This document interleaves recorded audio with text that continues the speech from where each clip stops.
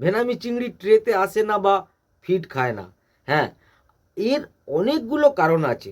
তার মধ্যে প্রধান কারণ হলো জলের গুণগত মান, দ্বিতীয় জলের উচ্চতা, তৃতীয় মাটির গুণগত মান, পুয়ার ফিডিং স্কিল। হ্যাঁ, এতগুলো কারণের জন্য কিন্তু মাছ ট্রেতে আসে না বা ফিড খায় না।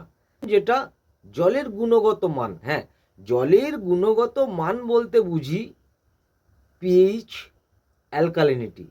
জলের পিএইচ এবং অ্যালকালিনিটির মাত্রা যদি অপটিমাম থাকে তাহলে মাছ কিন্তু ট্রেতে আসবে। এরপর জলের অন্যান্য গুণগত মানের মধ্যে ব্যাকটেরিয়া, হার্মফুল ব্যাকটেরিয়া যদি থেকে থাকে, অর্গানিক লোড যদি হয়ে যায়, তাহলে কিন্তু মাছ ট্রেতে আসে না।